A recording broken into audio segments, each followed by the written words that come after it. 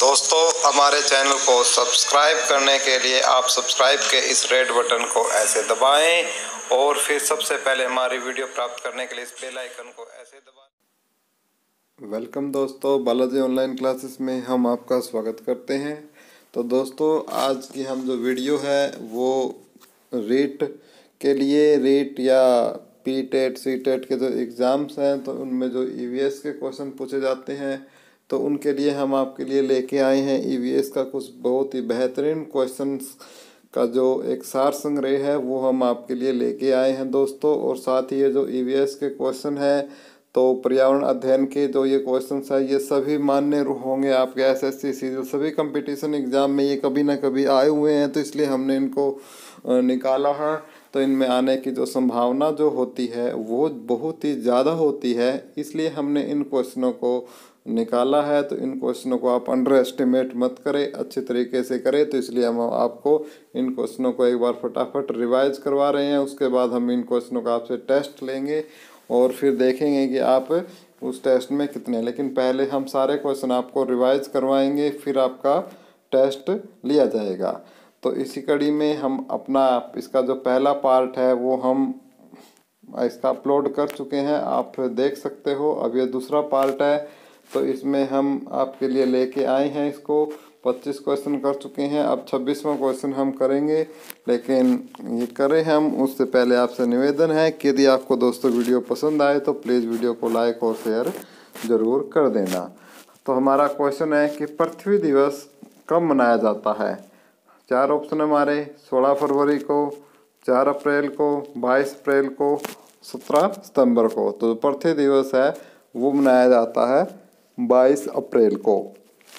तो जो 22 अप्रैल को है वो पृथ्वी दिवस मनाया जाता है। तो इससे पहले जो एग्ज़ाम हुआ था आरपीएससी का, उसमें भी ये काफ़ी बार पूछा जा सका है, इसलिए इसकी जो रेट में है आने की संभावना काफ़ी बढ़ गई है। तो बेहद इम्पोर्टेंट क्वेश्चन है ये, वेरी वेरी इम्पोर्टेंट क्वेश्चन है, इसको अच्छे से लर्न कर लो। तो 22 अप्रैल को पृथ्वी दिवस मनाया जाता है। 22 अप्रैल को कौन सा दिवस मनाया जाता है? पृथ्वी दिवस। 27वां क्वेश्चन हमारा कि भारत के किस राज्य में जंगलों का प्रतिशत सबसे ज़्यादा है।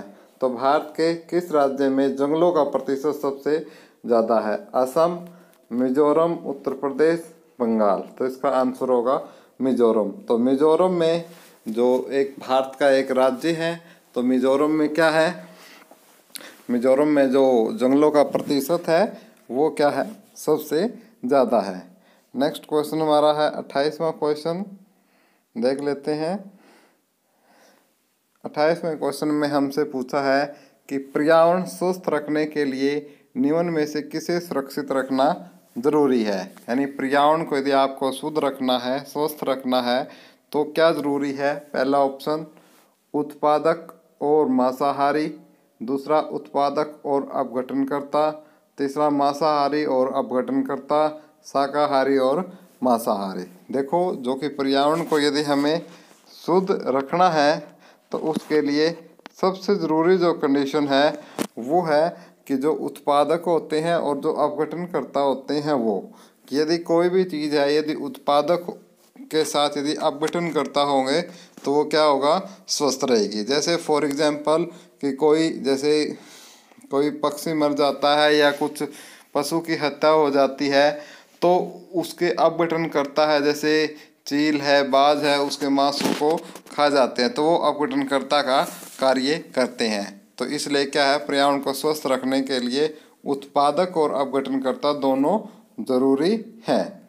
नेक्स्ट क्वेश्चन 29वां क्वेश्चन है हमारा नेक्स्ट कि भारत में उष्णकटिबंधीय वर्षावन कहाँ पाए जाते हैं।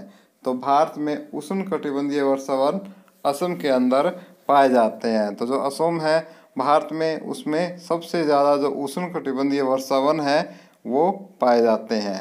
नेक्स्ट है हमारा 30वां क्वेश्चन कि एक झील किस प्रकार का पर्यावरण है? प्राकृतिक, जैविक, अप्राकृतिक, जलीय। तो देखो, जो झील होती है उसको हम बना नहीं सकते, ठीक है, तो वो क्या है, वो एक प्राकृतिक है, ठीक है। तो अप्राकृतिक वो हो नहीं सकती, ठीक है। तो जो प्राकृतिक है, जो प्रकृति ने हमें बना के दी है, तो झील किस प्रकार का पर्यावरण है? प्राकृतिक पर्यावरण है। कई बच्चे इसमें जलीय लगा के आते हैं, जो कि गलत है। तो झील एक प्रकार का प्राकृतिक पर्यावरण है, जो कि प्रकृति द्वारा हमें एक अद्भुत ये जो देन दी गई है। तो आप इस बात को याद रखोगे। नेक्स्ट क्वेश्चन है हमारा 31वां क्वेश्चन कि बायोम क्या है?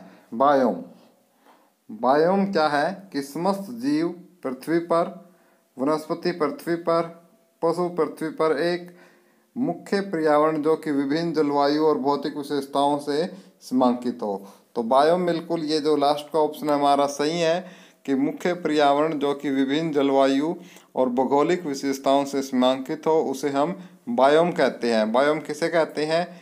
वह मुख्य पर्यावरण जो कि विभिन्न जलवायु और भौगोलिक विशेषताओं से सीमांकित हो, उसको हम बायोम कहते हैं। जिसमें अलग अलग प्रकार की जलवायु का हम अध्ययन करते हैं, भौगोलिक विशेषताएं अलग अलग हो, तो उसको क्या बोला जाता है?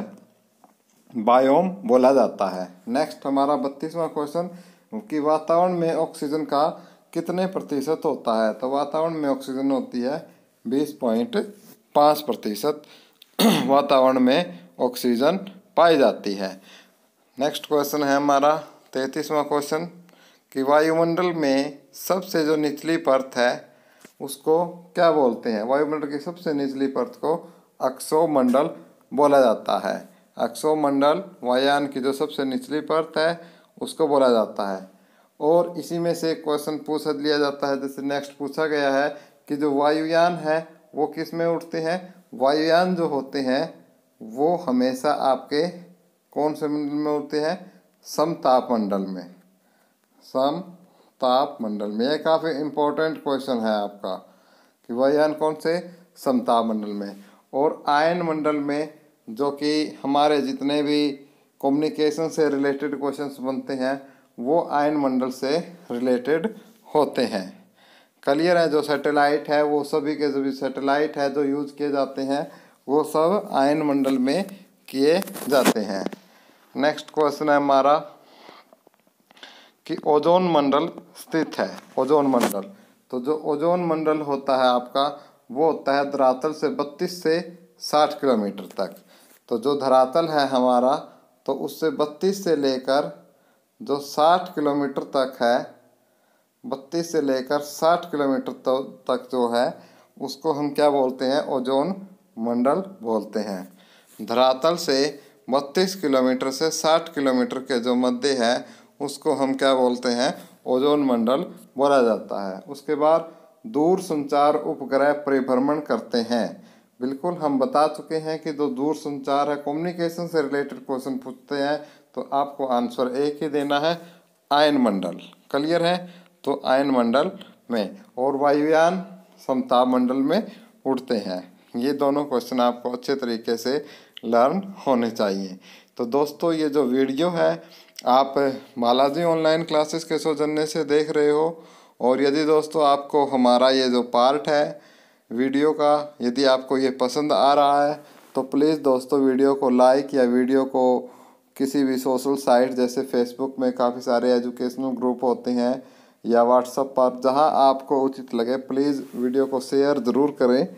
और हाँ दोस्तों, और जो पहली बार हमारे इस चैनल पर आए हैं तो उनसे हमारा एक गुजारिश है कि वो प्लीज़ हमारे इस चैनल को प्लीज़ सब्सक्राइब ज़रूर कर लो। काफ़ी सारी टाइम टू टाइम हम यहाँ पर वीडियो आपके लिए डालते रहते हैं। नेक्स्ट है हमारा 37वां क्वेश्चन कि 18 किलोमीटर से 32 किलोमीटर तक की जो ऊंचाई है उसे क्या बोलते हैं? तो आप में इसमें क्या है? पहला ऑप्शन अक्षोम मंडल, मध्य मंडल, समताप मंडल, आयन मंडल। तो इसमें हम क्या बोलते हैं उसको देखते हैं। तो जो 18 किलोमीटर से जो 32 किलोमीटर तक की जो ऊंचाई होती है उसको बोला जाता है समताप मंडल। और जो 32 से 60 की है उसको क्या बोलते हैं? अभी अभी हमने बताया है कि जो 32 से जो 60 किलोमीटर तक की होती है वो आपका किस में आता है? ओजोन मंडल के अंदर आता है। क्लियर है।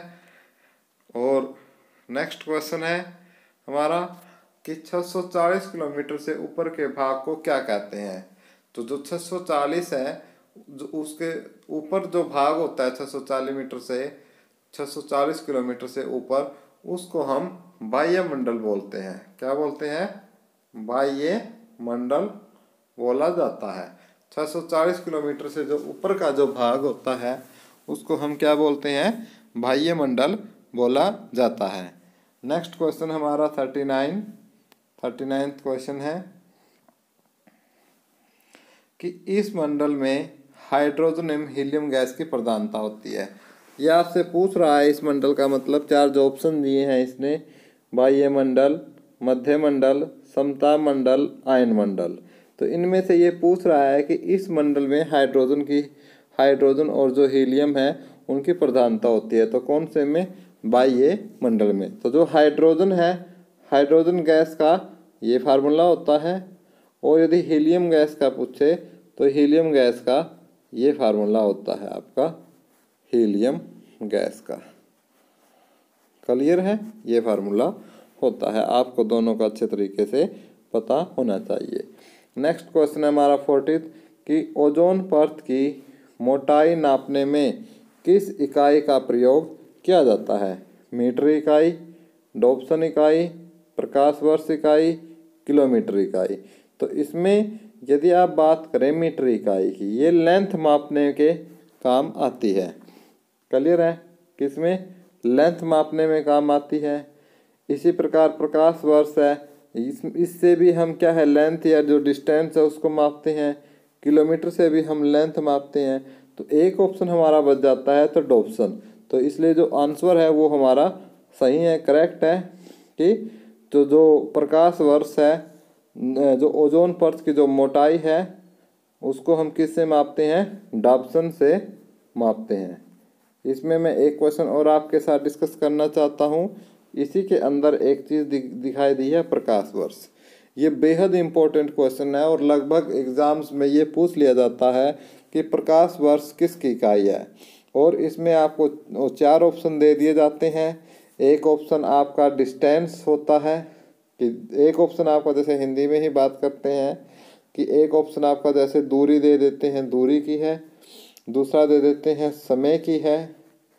तीसरा दे देते हैं कि काम की है। तीसरा दे देते हैं एनर्जी की है, यानी ऊर्जा की है। 4 ऑप्शन दिए। अब हम भी क्या करते हैं कि प्रकाश वर्ष, जैसे वर्ष देखते हैं तो हम ये सोचते हैं कि बच्चा इस पे समय पे टिक करने की कोशिश करता है और इसमें 90% जो है वो किस पे टिक करके आते हैं?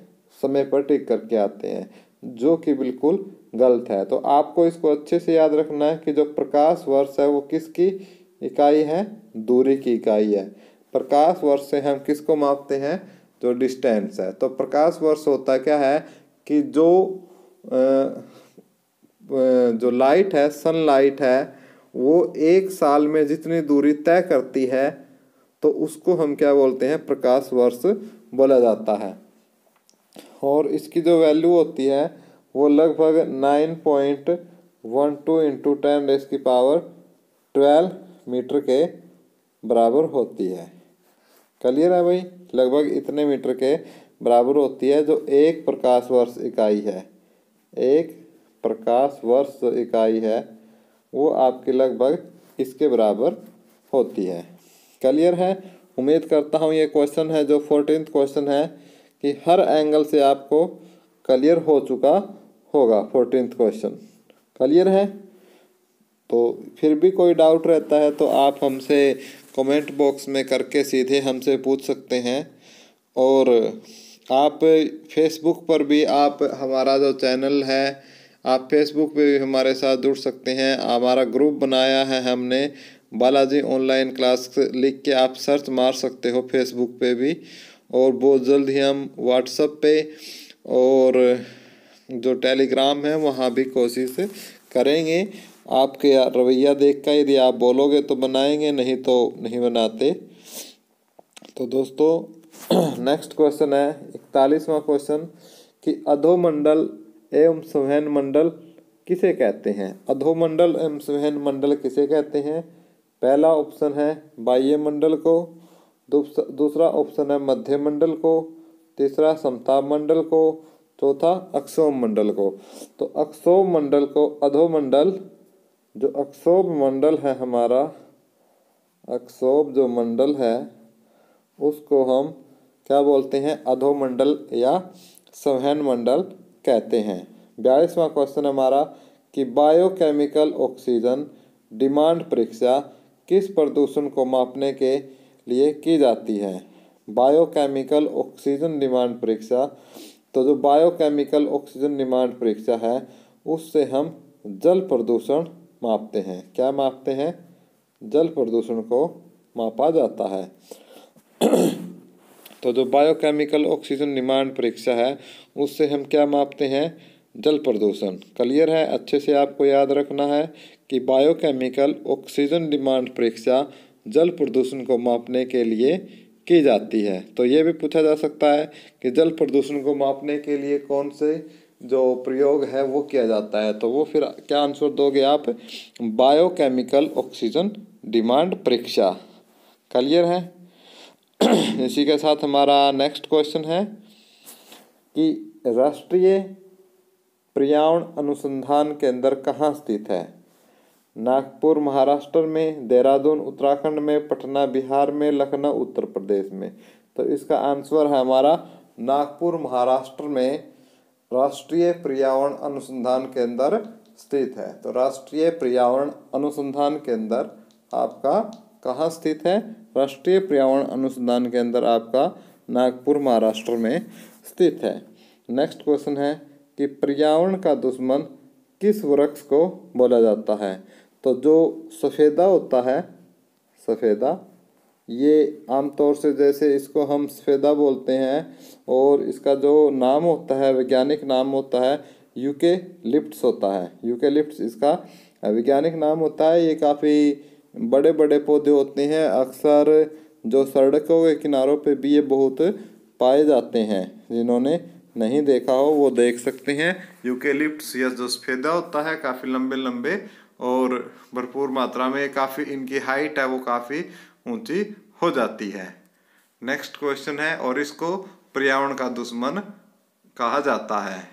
नेक्स्ट क्वेश्चन है हमारा 45वां कि राष्ट्रीय वन नीति के अनुसार कितने प्रतिशत भूभाग पर वन होना अनिवार्य है? 33% पर, 21 पर, 18 पर या आपका 25 पर? तो इसका जो आंसर है 33। याद कैसे रखोगे कि पास होने के लिए हमें कितने नंबरों की जरूरत होती है? 33% की। इसी प्रकार यहाँ से ही एक रूल गवर्नमेंट ने बनाया है कि भाई पास होने के लिए भी इतना ही है तो इतने ही वन भी होने चाहिए कम से कम। नेक्स्ट क्वेश्चन है कि चिपको आंदोलन के पीछे मुख्य उद्देश्य क्या था? वृक्षों की सुरक्षा, गोंद का उत्पादन, जनजातीय संरक्षण या कोई नहीं? तो आपको पता है चिपको आंदोलन बेहद ही एक महत्वपूर्ण आंदोलन था जो कि उत्तराखंड और राजस्थान से कनेक्टेड है और इसका सबसे जो मुख्य जो उद्देश्य था वो सिर्फ एक ही था, वो था वनों की सुरक्षा। तो वनों की सुरक्षा चिपको आंदोलन के पीछे का सबसे महत्वपूर्ण उद्देश्य था, वनों की सुरक्षा। नेक्स्ट क्वेश्चन है हमारा 47 कि संयुक्त राष्ट्र पर्यावरण कार्यक्रम UNEP का मुख्यालय कहाँ है? यूनाइटेड नेशंस एनवायरनमेंट प्रोग्राम का जो मुख्यालय है वो कहाँ पे है? तो उसका मुख्यालय है आपका नैरोबी के अंदर। तो संयुक्त राष्ट्र पर्यावरण कार्यक्रम का जो मुख्यालय है वो आपका नैरोबी के अंदर है। संयुक्त राष्ट्र पर्यावरण, संयुक्त यानी UNEP, इसका फुल फॉर्म है यूनाइटेड नेशन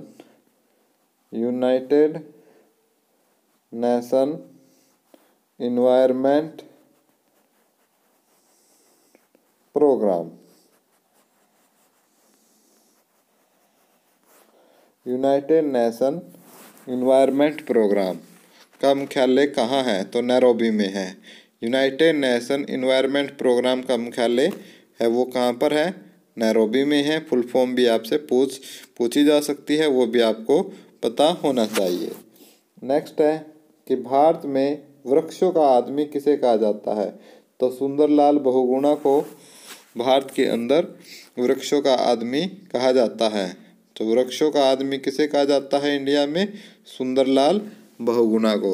दोस्तों, ये वीडियो आप बालाजी ऑनलाइन क्लासेस के सौजन्य से देख रहे हो और इसमें EVS के जो काफ़ी महत्वपूर्ण क्वेश्चंस हैं वो हम आपके साथ डिस्कस कर रहे हैं, जो कि आगामी एग्ज़ाम में या परीक्षा में आपके लिए बेहद इम्पोर्टेंट होंगे। इसीलिए हम इनको बार बार रिवाइज करवा रहे हैं। रीट के लिए ये काफ़ी इम्पोर्टेंट, PS स्टेट के लिए और सभी DSSB भर्तियों के लिए काफ़ी इम्पोर्टेंट क्वेश्चन हैं जो हम आपको करवा रहे हैं। नेक्स्ट क्वेश्चन हमारा 49 कि बायोटेक्नोलॉजी पार्क कहाँ स्थित है? कानपुर में, लखनऊ में, उन्नाव में, इलाहाबाद में? तो लखनऊ में। बायोटेक्नोलॉजी पार्क आपका कहाँ है? लखनऊ में है। बायोटेक्नोलॉजी पार्क आपका कहाँ स्थित है? लखनऊ के अंदर बायोटेक्नोलॉजी पार्क आपका स्थित है। 50वां क्वेश्चन है रेड डाटा बुक का संबंध किससे है? तो पहला है विलुप्ति के संकट से ग्रस्त जीवों से, नष्ट हो चुके जीवों से, बढ़ती जनसंख्या वाला जीवों से, या कोई नहीं। तो रेड डाटा बुक का संबंध है आपका विलुप्ति के संकट से ग्रस्त जीवों से, यानी जो जीव जंतु बिल्कुल ये कह सकते हो कि विलुप्त होते जा रहे हैं, उनसे जो संबंध है उनका है रेड डाटा बुक का संबंध है, तो विलुप्ति के संकट से ग्रस्त जीवों से हैं। तो दोस्तों, ये क्वेश्चन कुछ हम आपके साथ डिस्कस किए हैं और ये क्वेश्चन आपको कैसे लगे प्लीज़ कमेंट बॉक्स करके हमारा हौसला ज़रूर बढ़ाते रहिए। और हमारा हौसला बढ़ता है जब आप वीडियो को लाइक करते हो, वीडियो को शेयर करते हो, और जो नए सब्सक्राइबर हैं, जो पहली बार आते हैं हमारे चैनल को सब्सक्राइब करते हैं, तो निस्संदेह हमारा हौसला बहुत बढ़ता है और हम आपके लिए इससे भी अच्छी जो वीडियो है वो लेकर आएंगे। ओके दोस्तों, यदि आपको हमारी ये वीडियो अच्छी लगी हो तो प्लीज़ लाइक और शेयर